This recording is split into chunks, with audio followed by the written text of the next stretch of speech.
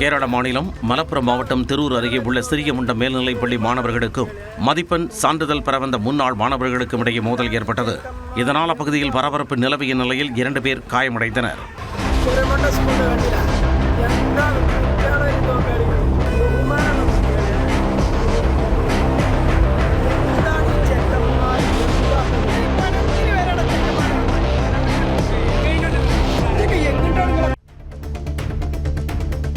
திருச்சி அரசு மருத்துவமனை வளாகத்தில் உள்ள நீர்த்தேக்க தொட்டியில் ஏறிய பெண் தற்கொலைக்கு முயன்றதால் பரபரப்பு ஏற்பட்டது.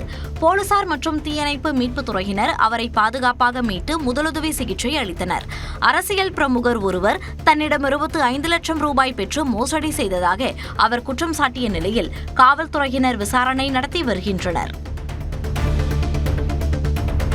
கேரள மாநிலம் கொச்சியில் தொடர் மின்வெட்டால் ஆத்திரமடைந்த இளைஞர் ஒருவர் மின்வாரிய அலுவலகத்திற்குள் சென்று ஊழியர்களுடன் வாக்குவாதத்தில் ஈடுபட்டு அலுவலக பொருட்களை தூக்கி எறிந்து சேதப்படுத்தினார். அதிகாரிகள் அளித்த புகாரின் பேரில் காவல்துறையினர் வழக்கு பதிவு செய்து விசாரணை நடத்தி வருகின்றனர்.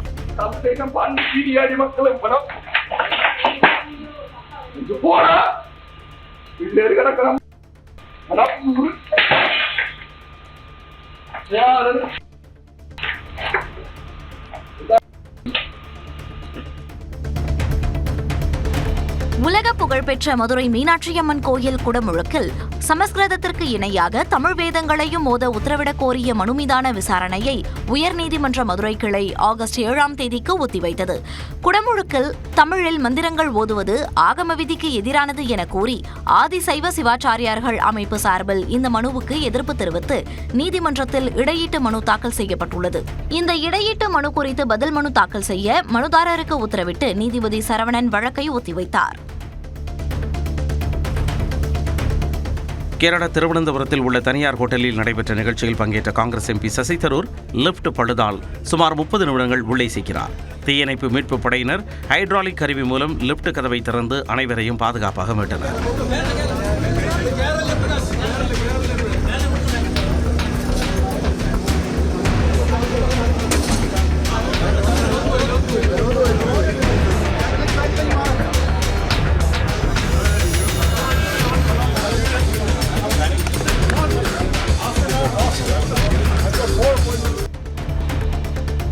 நாகை மாவட்டம் வடுகச்சேரியில் ஏற்பட்ட தீ விபத்தில் 5 கூரை வீடுகள் முழுவதுமாக எரிந்து சேதமடைந்தன. தகவல் அறிந்து நேரில் சென்ற சிறுபான்மையினர் நலத்துறை அமைச்சர் ஷாஜகான் பாதிக்கப்பட்ட குடும்பங்களுக்கு தலா 8000 ரூபாய் நிவாரணத் தொகை மற்றும் 10 கிலோ ரேஷன் அரிசி வழங்கி அரசின் சார்பில் தேவையான அனைத்து உதவிகளும் வழங்கப்படும் என உறுதியளித்தார்.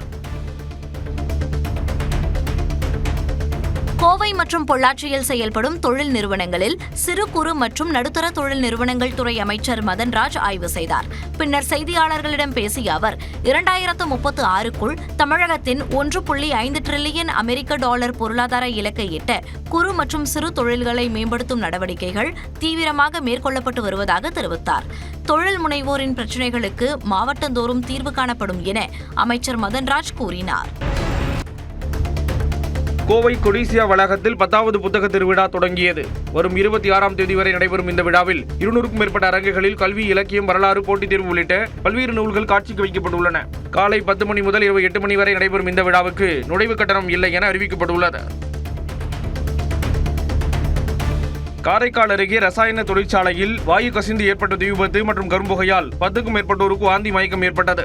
வடக்கு வாஞ்சூர் பகுதியில் உள்ள தனியார் ஆலையில் வாயு கசிந்து தீப்பற்றிய நிலையில் தீயணைப்பு வீரர்கள் போராடி தீயை கட்டுக்குள் கொண்டு வந்தனர். இருப்பினும் காற்றில் கலந்த நச்சு புகையை சுவாசித்த 10க்கும் மேற்பட்டோர் வாந்தி மயக்கம் ஏற்பட்டு மருத்துவமனையில் அனுமதிக்கப்பட்டனர். சென்னை அம்பத்தூரில் நேற்று மாலையில் பெய்த கனமழையின் போது டெலிபோன் எக்ஸ்சேஞ்ச் அருகே பழமை வாய்ந்த ஆலமரம் வேரோடு சாய்ந்து தற்காலிக உணவகத்தின் மீது விழுந்தது. இதில் உள்ளே சிக்கியிருந்த உணவக உரிமையாளரை மாநகராட்சி ஊழியர்கள் பத்திரமாக மீட்டனர். இருசக்கர வாகனங்கள் சேதமடைந்த நிலையில் மரம் அகற்றப்பட்டு நிலைமை சீரமைக்கப்பட்டது.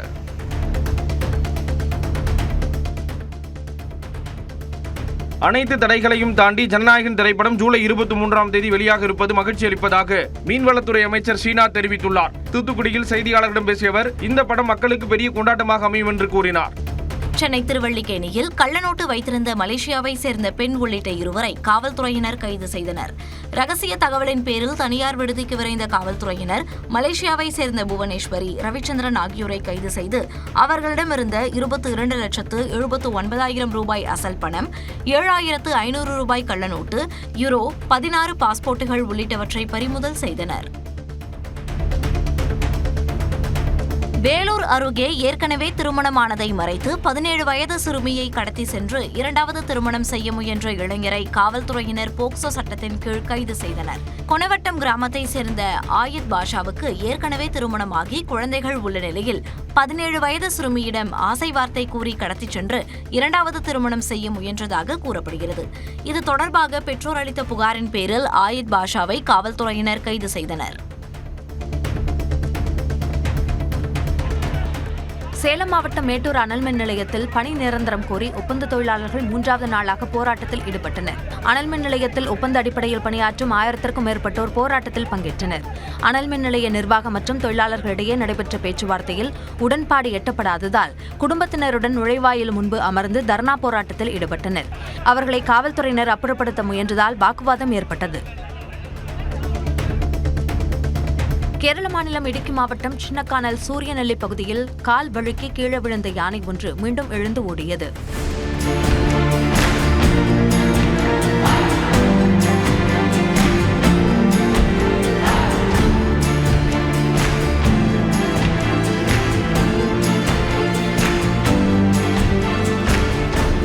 குடியிருப்பு பகுதிக்குள் புகுந்த யானை கூட்டத்தை கும்கி யானைகள் உதவியுடன் விரட்டும் பணியில் வனத்துறை அதிகாரிகள் ஈடுபட்டனர்.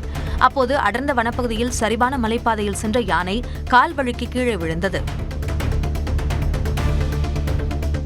செங்கல்பட்டு மாவட்டம் செய்யூர் அருகே 17 ஆண்டுகளாக பாதை வசதி இல்லாமல் வசித்து வரும் இருளர் குடியிருப்பில் அமைச்சர் சரத்குமார் திடீர் ஆய்வு மேற்கொண்டார். பொதுமக்களின் குறைகளை நேரில் கேட்டறிந்த அவர் நிரந்தர பாதை வசதி மற்றும் இடமில்லாத குடும்பங்களுக்கு மாற்று இடம் வழங்க உடனடியாக நடவடிக்கை எடுக்க மாவட்ட ஆட்சியருக்கு உத்தரவிட்டார். மேலும் மக்களிடமிருந்து மனுக்களையும் நேரடியாக பெற்றுக்கொண்டார். திருவாரூர் மாவட்டம் நன்னிலம் அருகே சன்னாநல்லூர் நியாய விலைக் கடையில் மாவட்ட ஆட்சியர் மோகனச்சந்திரன் திடீர் ஆய்வு மேற்கொண்டார். அரிசி உள்ளிட்ட அத்தியாவசிய பொருட்களை தவிர சோப்பு, சேமியா, டீத்தூள் போன்ற பொருட்களை வாங்க பொதுமக்கள் கட்டாயப்படுத்தப்படுகிறார்களா என ஊழியர்களிடம் கேட்டறிந்தார். மேலும் பேடிஎம் மூலம் பணம் செலுத்தும் நடைமுறை மற்றும் மக்கள் தொகை கணக்கெடுப்பு விழிப்புணர்வு நடவடிக்கைகளையும் ஆய்வு செய்து அறிவுறுத்தினார். திருவாரூர் அருகே நிலத்தடி நீர் உப்புத்தன்மையாக மாறியதால் 500 ஏக்கர் பரப்பளவில் பயிரிடப்பட்ட குறுவை நெற்பயிர்கள் கருகி சேதமடைந்தன. கருப்பூர், அரியலூர், நொச்சுக்குடி உள்ளிட்ட பகுதிகளில் நெற்பயிர்களுக்கு பம்ப் செட் மூலம் தண்ணீர் பாய்ச்சப்பட்டு வருகிறது. தற்போது நிலத்தடி நீர் உப்பாக மாறியதால் பயிர்கள் கருகின. ஏக்கருக்கு இதுவரை 15,000 ரூபாய் வரை செலவு செய்துள்ளதாகவும் அதிகாரிகள் ஆய்வு செய்து இழப்பீடு வழங்க வேண்டும் என்றும் விவசாயிகள் கோரிக்கை விடுத்துள்ளனர். மயிலாடுதுறை மாவட்டம் குத்தாலம் அருகேயுள்ள திரௌபதி அம்மன் கோயிலில் ஆடி மாத பால்குடம் மற்றும் காவடி திருவிழா விமர்சையாக நடைபெற்றது. காவிரி தீர்த்த படித்துறையிலிருந்து சிறப்பு பூஜைகளுடன் சக்தி கரகம் புறப்பாடு செய்யப்பட்டு காப்பு கட்டி விரதமிருந்த ஏராளமான பக்தர்கள் பால்குடம் ஏந்தி ஊர்வலமாக கோயிலை வந்தடைந்து தங்களது நேர்த்திக்கடனை செலுத்தினர். இதனைத் தொடர்ந்து பக்தர்கள் கொண்டு வந்த பாலை கொண்டு திரௌபதி அம்மனுக்கு அபிஷேகம் செய்யப்பட்டு பின்னர் சிறப்பு அலங்காரம் செய்து மகாதீபாராதனை காட்டப்பட்டது. ஆடி மாத முதல் வெள்ளிக்கிழமையை முன்னிட்டு காஞ்சிபுரம் மாவட்டம் மாங்காடு காமாட்சி அம்மன் கோவிலில் ஆயிரக்கணக்கான பக்தர்கள் குவிந்து அம்மனை தரிசனம் செய்தனர். அம்மனுக்கு சிறப்பு அபிஷேகங்கள் செய்யப்பட்டு வண்ண மலர்களால் சிறப்பு அலங்காரம் செய்யப்பட்டு மகாதீபாராதனை நடைபெற்றது. அதன் பிறகு பக்தர்கள் நீண்ட வரிசையில் காத்திருந்து மாலை வரையிலும் தொடர்ந்து சாமி தரிசனம் செய்தனர். கூட்ட நெரிசலை கட்டுப்படுத்தவும் சிரமமின்றி தரிசனம் செய்யவும் சிறப்பு ஏற்பாடுகள் செய்யப்பட்டிருந்தன. ஆசாட நவராத்திரி விழாவின் 5ஆம் நாளில் தஞ்சை பெரிய கோயிலில் உள்ள வராகி அம்மனுக்கு சிறப்பு பூஜை நடைபெற்றது. 10 நாட்கள் நடைபெறும் விழாவில் நாள்தோறும் விதவிதமான அலங்காரம் செய்யப்பட்டு பூஜைகள் நடைபெற்று வருகின்றன. அந்த வகையில் தேங்காய்ப்பூ அலங்காரத்திலிருந்து வராகி அம்மனை பக்தர்கள் தரிசித்தனர்.